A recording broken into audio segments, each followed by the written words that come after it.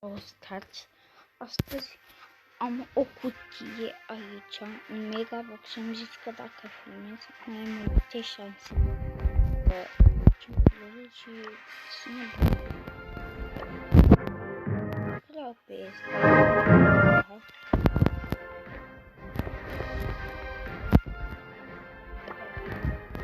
Multe șanse avem. Da. Deci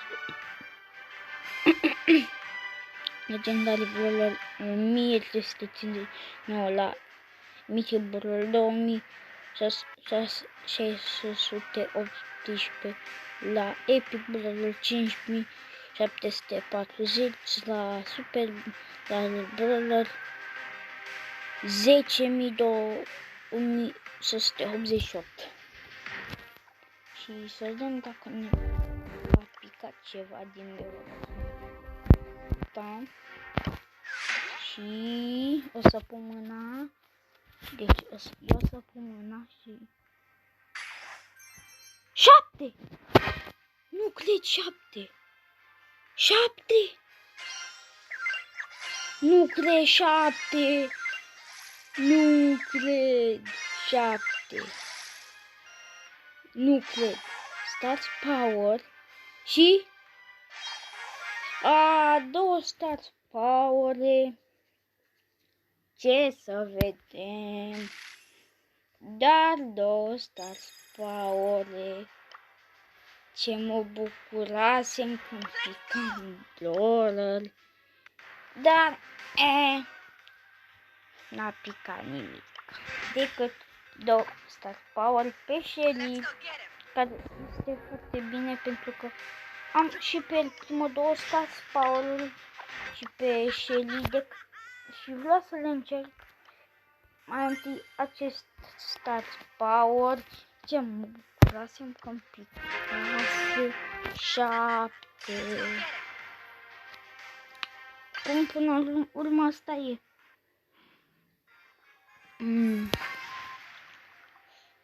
Cum să dăm și o rundă cu Shelly, dacă tot o avem.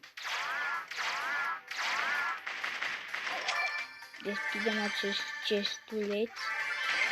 Ce mă bucurasem. Dacă îmi dădea 8, că chiar mă gândeam să-mi dea 7 sau 6 și mi-a dat 7 și dădeam,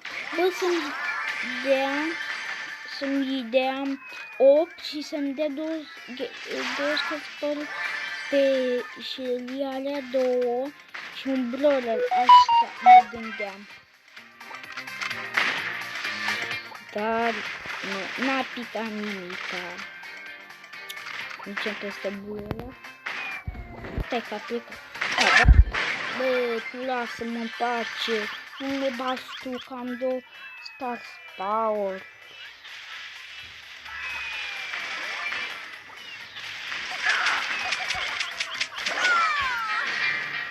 Asta a fost. N-am apucat să-mi dau ultimata. Nu sunt trofeu. N-are nimic pentru că nu sunt prea multe. Stai puțin că aș vrea să mă bag aici la game și să încerc așa. Să încerc cu Start Power ăsta.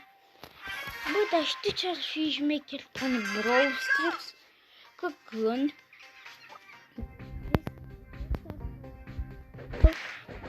Power și joci aici cu boții, să-ți dea trofeul pentru că nu sunt la Power de lui, ci e al tău. Stai puțin, am dat o ultimată. Ia, dă-te, bă, dă-te, bă, vreau să dau ultimată. Ca să văd care e. Nu e ăla de care nu ținește, că aia vreau eu. Deci asta dacă pot să fie pe rândă, să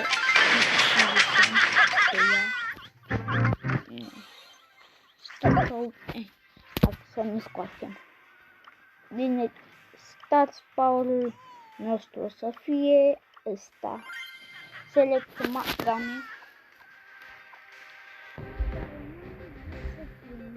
Eu doar să văd la unii oameni deschide un Megabox să filmeze și le pică 6 sau 7, când le pică mie, la megaboxul ăsta, dacă o să ajung la el, o să filmez cu voi acest megabox, minunat megabox. Și la ăsta de la 51 și de la 50 și la 60 și la 65 și la 69. Bă, chiar dacă nu o făceam eu pe Shelly Power 9 să-mi dea gadgeturi, adică Stars Power-uri, știi ce îmi dădea dacă îmi pica 7? 2 Blurrel, adică Daryl, de care nu-l am. Și-ți dai seama, o epică, bam, un mitic Blurrel, un d-ăsta și și am 3 Blurrel de care îi vreau cel mai mult. Vă las pe voi să-i ghiciți în comentarii. Deci ăștia sunt Blurrelii, adică cine nu-l ar vrea pe ăsta, pe Clau, cine nu le-ar vrea pe vine minunatul Gale, de care îl vreau foarte mult, cine nu-l vrea, păi îți dai seama că îmi place foarte mult.